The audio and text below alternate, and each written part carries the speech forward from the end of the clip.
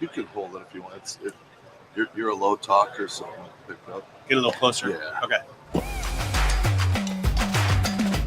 Hi, this is Snoop Dogg, and you're about to see the best sports and entertainment talk show on the internet with your host, Troy Geary. The man who seems to go to every sporting event, and Dave Stevens born without legs, but won 7 Emmys and played college football and minor league baseball. Throw in Will Stein wherever Will Stein is, and you've got a heck of a show. It's the Geary, Stein, and Stevens Show.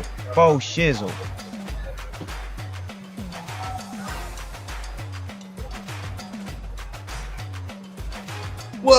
Well, good morning, everybody. Bright and early from Radio Row. And if you're watching me, then you weren't watching this man a few minutes ago on CNN. He's an old friend and just got to meet him a few years ago at his home base then in Atlanta with CNN. Coy Wire taking some time to join us, a man who has been everywhere in the city. He was over at the NFL Experience this morning and then back over here at Radio Row. I mean, these are not 16-hour days for you. These are a lot longer. Yeah, 4-hour night's sleep is a good night, but you run off that adrenaline. There's nothing like Super Bowl week. So tell me a little bit about how this Super Bowl has compared to the last ones. It seems like everything's pretty compact. It's a little easier to get around. A lot of walking, but it's good for the fans that everything's all in one place. Yeah, and the food is good for the fans. That's one thing that's obviously unique about this special city. Just absolutely love the culture here. You can feel it. And I think the thing that stands out most about this, the ability of sports to lift up and inspire. Of course, there was the deadly terror attack just back on New Year's Day in the wee hours of the morning there. And you can feel that it's the local people, the community here reeling, but you can see how already this game, this sport is really lifting up this whole community, and they're rallying behind it too. So it's incredible. So I don't think a lot of viewers out there, I mean, they're so fickle in their memories. They don't realize that you had an NFL career, a successful one. I mean, does that seem like it was decades? Yeah, sometimes I don't remember. It does feel like a different life. I spent 3 years at Fox Sports, and now it's 9 years already at CNN. But I still feel blessed to be able to cover events like this with you, and you feel close to the game. So that's a big help. But yeah, my NFL playing days were incredible. 6 years for the Bills, 3 for the Falcons. And TV, media, it's a lot like football. I mean, it takes a lot of prep, a lot of practice before you get just like that one little moment to shine when those lights come on and people are watching. And it's not just you out there that has to do your job. Your team's relying on you too. So I love that aspect of media. It feels just like football to me. How tough was that transition for you to go from a player to being sidelines and having to be a little critical and having to point out flaws? I mean, I know I've watched Brady evolve. I think the epitome of the best transition is the Tony Romo. I mean, he just helps explain that so much. So how was that transition? Yeah, I never feel like I'm being critical of someone. I don't have to get in too much of the analysis and opinion. I like my phrase is, I'll tell you the what, let other people decide what to think. But I think as long as you're fair, as long as you're balanced, then in my line of work as a host and correspondent and reporter, I try to just stick to the facts and, again, let people think what they want about it. It's not really my place to judge. So I guess I'm fortunate in that way. I don't have to wail on anyone when they mess up. And such a unique name. I mean, I know people butcher it all the time. Yeah. K-O-I or Corey. Yeah. So where did that name come from? Tell me the origin of your birth name. I'm part Japanese, and so Koi is K-O-I in Japanese, which means love, and of course fish. A lot of people know the koi fish, but mine's C-O-Y, like boy with a C. And it's a unique name that gets butchered a lot, but I'm cool with it and used to it by now. And that multicultural growing up, was it a helpful or was it a hindrance? I mean, did people look at you and go, are you black? Are you Asian? Yeah. Like, what I get that a lot. Charles Barkley I think Charles Barkley to this day thinks that I'm black because he wanted me to be involved with something he's working on that really promote the black community. But no, being a multi-racial, kid growing up, of course, I ran into some mean kids at times, and that hurt at the time. But growing up in a football locker room, really just taught me how to be a good teammate. And you have all different races and faces and religious and socioeconomic differences all coming together to work together towards one common goal. I think football is like one of the greatest teachers on earth about being a good team no matter who you are, where you come from, we all work together, set differences aside. We can make great things happen. Now you've had a diverse, like you've been an author. You wrote a book a decade ago, a little over that. It was an inspirational book. Where'd you get the fortitude that you wanted to do that? When I was done playing, I had some tough times because every day I woke up and I knew who I was, what I was supposed to do that day. And when NFL goes away, there's really no transition after that to something similar. So I was an empty shell of myself, had panic attacks, anxiety, all sorts of things. But I just found something else to do. And I knew one thing I always wanted to do was write a book that was geared towards the younger generation, tips and tricks, things that I know that helped me. Maybe one thing will help them. And once I got that new thing to do every day, it gave me that new sense of purpose. It made all the anxiety go away, all the panic attacks go away. And so it's called Change Your Mind. And I think it's time for a part 2. I don't know, maybe you can help me come up with a title. You've grown so much. Don't be coy, right? Something I like that. Yeah, definitely don't be coy. You don't want that. And you also worked on a video game, a Wii game. I mean, how did that get happening? I mean, there's a lot of things that have come up, a lot of things that I want to do. And I'm just the type of person where if something comes my way and I have a passion for it, I realize, shoot, I'm 46 years old. I might only have 30 summers left, 30 Christmases left, whatever it is. I'm just going to maximize every opportunity like you do. I got to give you a shout out. You talked about how you see me running all over this city.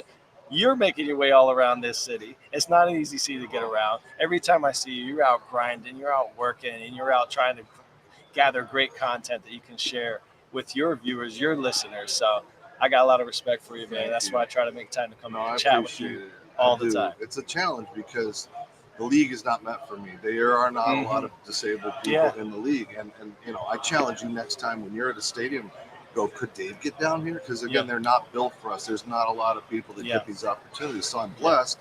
And I don't really raise those flags because it would be, as you know, easier to eliminate the problem and not have me here than to address the problem. Yeah. So, but just by you doing it, like, it's inspiring. I don't think I ever told you before, but my best friend growing up, Michael Cassidy, there in central Pennsylvania, cerebral palsy, had a chair just like you. And I was his personal transportation system at times when there were stairways, and he was going to get up to that party. So I was carrying him up, and then I was carrying his chair. So I'm just letting you know, I've been there, done that, and I can still do it. You ever see us, we're out somewhere covering people, I'll pick you up, brother. Put you on my shoulder. We're going to get you there. You'll be my personal goober. You'll be my gimpy Uber, so you can help me with that. I'll gladly be your goober. So tell me a little bit about your personal life, your wife, how you deal with you were on the road as an NFL player, but now you're really, like, you don't know if you're going to go to a disaster or an explosion or something like that. So how do you deal with that personal life, knowing that you could have to be sent out at any moment? Well, it's tough. You got to have a really strong support system, and I'm blessed to have an awesome wife who takes care of our two young girls at home when I'm away, and it's really tough. I feel guilt a lot of times because I know she's stuck back there with the real work and the tough job. But I always think about them when I'm out covering, whenever it is, wherever it is. It's like my daughters might see that someday, and I want to set a good example for them, and that's what makes any and everything in the end worth it for me. That's been my greatest moment as my 3 sons, and kind of living vicariously through them. But what is your 2 moments? What is your greatest NFL moment, and what is your greatest CNN anchor moment? My greatest NFL moment was the first NFL game I ever saw, and that was when I was playing in. I'd never been to an NFL game, but there I was, drafted by the Buffalo Bills, and I ran through that tunnel, and I was crying like a baby during the national anthem. So that I will never forget. My greatest CNN moment, there's probably a gazillion. I feel that covering the Olympics, I've covered 5 Olympics now, and being able to talk to the stars is great. The Simone Biles, the Kayla Deckies, the Michael Phelps, the Usain Bolts, all them. But it's like talking to the people who are the athletes you never heard of, and they're getting that one shot. They work their entire lives for that one big moment. And outside of training, they're laying concrete, they're bussing tables. Those are the stories that I live for, is being able to share messages of inspiration and motivation like that. That's great. So what do you tell the up and coming youth today that they think they want to be on television? Because as you know, television is disappearing. It's all, you're watching all these young influencers run around here with their tiny little mics and looking silly and stuff like that. But the league seems to be catering to that because they want to go youthful. They want to get all of those demographics. So what's your advice to those young up and coming journalism students that think TV is still an option? Well, first of all, I make sure anyone and everyone knows that journalism, there's a line that I love to say is, it's not easy to make it look easy.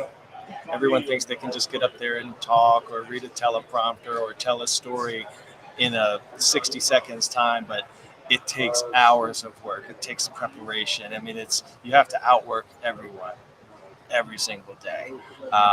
And I think it's a lot more difficult than people think it is. And you learn that really quickly.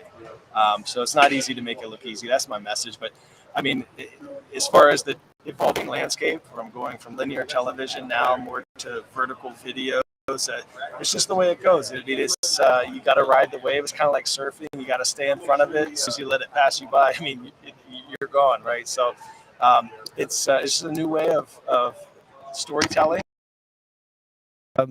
It is the future. The future is now. No problem. Maybe it's an omen. We'll finish this up together. I'm going to get you back here in a second. When I'm one man band, let's go. It's not so fun. You know what we're going to do? I see a seat that looks a lot more comfortable than mine. I'm sitting in your chair, buddy. There we go. You better watch out. I might be rolling around the rest of the week of this. You got a producer, you got a camera crew, so we love these special effects that we have to do here. See, we are here together. It's always great. We look like we're 30 feet apart, but I don't know. It's very cozy. So this chair is super comfortable. It is, except when your ass is in it all day, like when you're rolling around and you're trying to get places and stuff and moving around. What's the speed limit around here? I don't know. I fly as much. Oh, yeah. I just come shooting out, and the next thing you know, you're taking Kurt Warner out. And he's got a bad injury. So what's your future? I mean, I know you're very successful, but obviously you've got a family. You want to watch them grow, the travel changes and stuff like that. So where's Coy Wire in 5 to 10 years? I struggle with this all the time because I know a large part of the success I've had with my personal goals is being able to live in the moment and just go all in on right here, right now. Don't think about where I've been. Don't think about where I might go. And that's where my magic can happen. But I do try to find myself and bounce ahead at times. And I don't know, man. I don't know what I want to do. I just know I love right now telling stories, sharing positive, uplifting, motivational stories through the world of sports. And I'm going to keep rocking with it. And who knows? Maybe someday you and I will be covering games together. Man, I wish a mainstream platform would hire somebody with a disability. That's my goal because, playing college football like I did and minor league baseball before the internet, hell, I'd be famous. I'm Forrest Gump. Like, I have lived this crazy life, and, we all have our things. I don't have hair, bro. You have a great head of hair. Yeah, but I can't grow facial hair. I wish I could. I tell my buddy Jeff, I'd rather have no legs than be bald, right? So, no. I mean, because everyone's staring at me anyway, and I always think I have to put on a show, but I would need a case of Plaxiderm to look like you. I mean, you don't ever age. You really, your wife must be very happy she's got this young-looking dude all the time. The secret is a nice glass of bourbon at the end of a long day. That'll help ease your mind and body in all ways. I'm seeing my producer. I got to roll. Yeah. No, you can keep that if you want to roll. Yeah, literally roll up out of here. Last year, you gave me a phone charger. Yes, and I have another one for you here. Yes. What did I do with it? Yes, here we go. And you got another one. So actually, charging, and I don't have a travel charger. Your producer's going to need one too. So thank you, Serendipity Yacht and Kelly Williams. So get out of here before you get in trouble. I don't want to have to hire you. I can't afford you. So keep them both. Get the heck out of here. All right. Hey, I'm sorry the camera crapped again. When you're a one-man band and you got no technical support, I can't call your control room. Use my IFB. So, all right. Coy Wire joining us here on Radio Row, and he's got to get back. switch off of me, go to CNN right now because he's got to go do some stuff. And again, watch his. You going to be at the game Sunday? Yes, sir. Okay, so continue to watch CNN. He'll probably be here Monday at the MVP presser. And again, his coverage is so fun because it's not the whole TMZ crap. He really does a great job. So you're watching Gary Stein Stevens in the morning. Let me pay a couple of bills, and we'll be back later right here at Radio Row. Check us out. Follow us on all social media platforms. And again, watch Coy Wire and all his friends on CNN. Check us out. Check you out. I'm checking out right now. Serendipity Yacht Cruises and Events wants you to come party with us. We're bringing the fun to the Houston Bay Area. Stay tuned for all of our incredible events throughout the year, featuring amazing food and drinks, live entertainment, special guests, and so much more. Fun, new, different. Serendipity Yacht Cruises and Events is where you want to be. So come party with us. It's more than a yacht. It's serendipity. Introducing the world's first temporary airbrush tattoo kiosk, iTattoo, bringing wearable, shareable temporary body art to live events. iTattoo stands for Interactive Temporary Airbrush Tattoo Unit. The team is raising additional capital for this incredible iTattoo concept, putting ink on skin at scale. I'll say it again, folks, ink on skin at scale. This will be the coolest addition to any event, and imagine the reactions when you add body art to the mix. Cool kiosks for a large venue or event. And it's super sponsorable. If you or anyone is interested in talking about the cap raise or the unit itself, please reach out to Nathan or Chris at itattoo.life. Hi, my name is Shaquille Duggar, and I'm the CEO and founder of Pi. My passion is and always has been helping people. That's why I created Pi. I wanted to devise solutions that would make it easier for businesses to become more efficient and effective to drive profitability while at the same time helping the customers they serve. Our newest self-service solution is a perfect example of that collaboration. Business leaders told us they wanted a smaller alternative to the larger freestanding kiosks they already love, and we delivered with our newest product. A countertop device we call Eclair introduces space-saving, compactness, versatility, and convenience. When it comes to our self-service solutions industry specifically, we put considerable stock in the quote from Alan Key. People who are really serious about software should make their own hardware. That's Pi in a nutshell. To ensure we produce the best self-service options, we do it all, designing and developing our own hardware and software. The bulk of our business involves the food industry, catering to an evolving industry with technology that is ever evolving itself. Our customers aren't necessarily in traditional restaurant locations.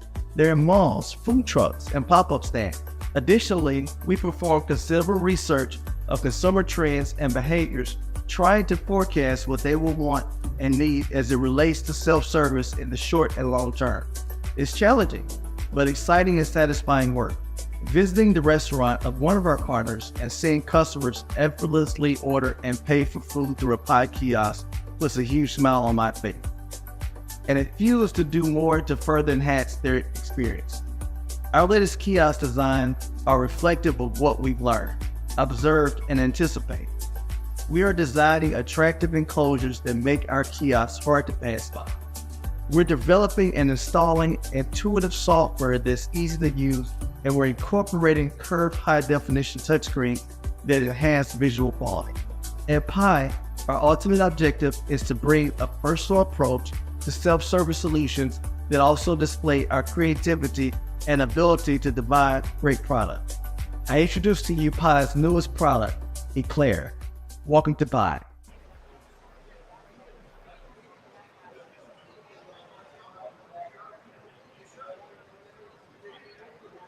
All right, that's going to do it for our first morning edition on our, I think, final day here at Radio Row.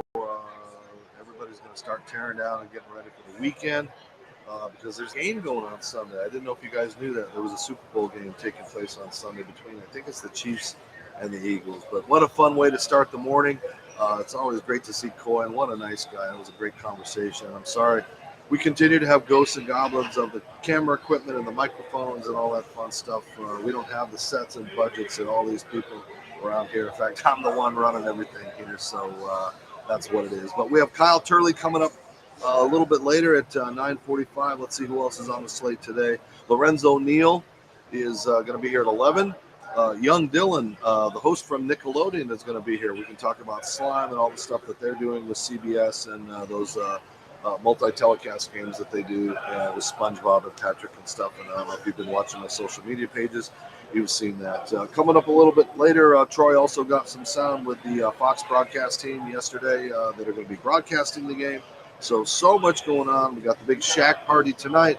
Lee Steinberg party tomorrow, the prayer breakfast in the morning with all of the greats of the NFL getting together in unity to come together to serve God, and a Sunday game. So we have all kinds of stuff planned for you the rest of the weekend. We'll try to keep up with it if you guys can keep up with us. So thanks for joining me here on Radio Row. Once again, thanks to our sponsors, Serendipity Yacht Cruises and Events. Thank you to Pi, and especially thank you to iTattoo, Nathan and Christopher, and they'll be here a little bit later. So you're watching us live on Velocity Sports. Shout out to Eric and to John. So that's going to conclude our first hit this morning. If you missed it or watched part of it and missed it or any of the other shows, just go to the Dave Stevens Speaks YouTube page, click on live, or go to the Geary Stein and Stevens page and click on live. They're on Facebook, they're on LinkedIn, and we appreciate you guys. So we'll catch you in just a little bit. Stay tuned for more Geary Stein and Stevens from Radio Row.